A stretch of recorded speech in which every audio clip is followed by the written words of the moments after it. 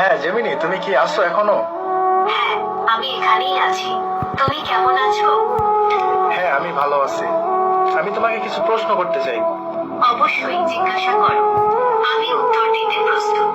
আচ্ছা, তুমি আমাকে বলতে পারো যে পৃথিবীর সব থেকে পুরাতন ধর্ম কোনটি, প্রাচীন ধর্ম কোনটি?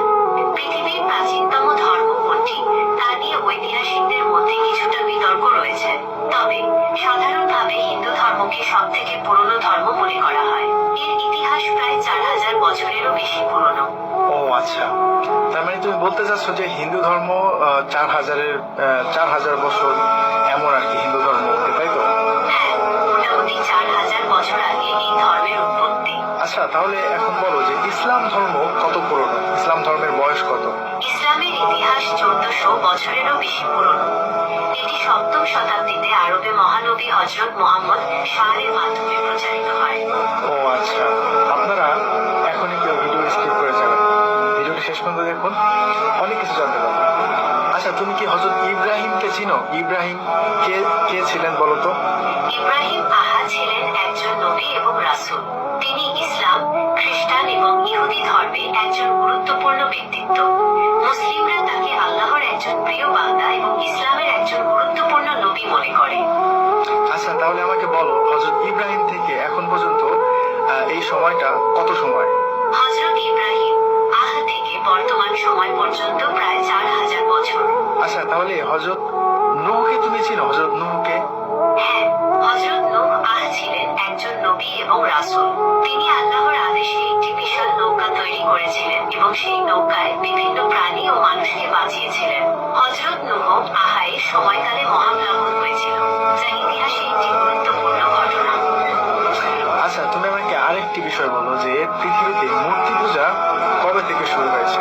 পৃথিবীতে মূর্তি পূজা ঠিক কবে থেকে শুরু হয়েছে তা স্পষ্ট করে বলা কঠিন। তবে ঐতিহাসিক ও প্রত্নতাত্ত্বিক প্রমাণ থেকে জানা যায়, প্রাচীন মেসোপটেমিয়া, মিশর এবং ভারত সহ বিভিন্ন সভ্যতায় খ্রিস্টপূর্ব কয়েক হাজার বছর আগে থেকেই মূর্তি পূজার প্রচলন ছিল।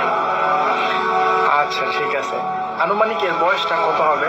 আনুমানিক খ্রিস্টপূর্ব 5000 বছর আগে মেসোপটেমিয়ায় প্রথম মূর্তি পূজা শুরু হয়েছিল বলে মনে করা হয়। ওকে, হযরত নূহ থেকে এখন পর্যন্ত এই সময়টা কত সময়? হযরত নূহ থেকে বর্তমান সময় পর্যন্ত প্রায় 6500 বছর। ওকে, তাহলে এখন ইসলামে হাদিস রয়েছে হযরত নূহ আলাইহিস সালামের সময়ে মূর্তি পূজা শুরু হয়েছিল।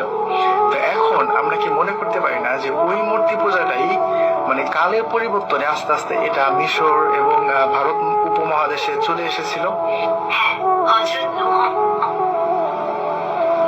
এর সময়কালে মূর্তি পূজা শুরু হয়েছিল এবং সময়ের সাথে সাথে এটি অন্যান্য অঞ্চলে ছড়িয়ে পড়েছিল।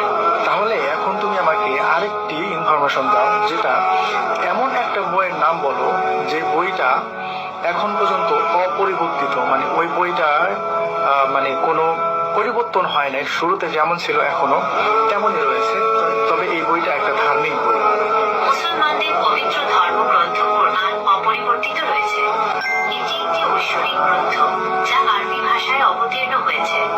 মুসলমানরা বিশ্বাস করে কোরআন আল্লাহর বাণী এবং এটি মানবজাতির জন্য পথ প্রদর্শক। তাহলে কি এমন একটি গ্রন্থ যে গ্রন্থের মধ্যে কোনো পরিবর্তন নাই, যেটা ধার্মিক গ্রন্থ, তো এমন একটি মানে গ্রন্থের কোনো একটা ইতিহাস বা কোনো একটা ইনফরমেশন যদি এই গ্রন্থ থেকে দেয়া হয়, তাহলে সেটা কি বিশ্বাস করা যায়?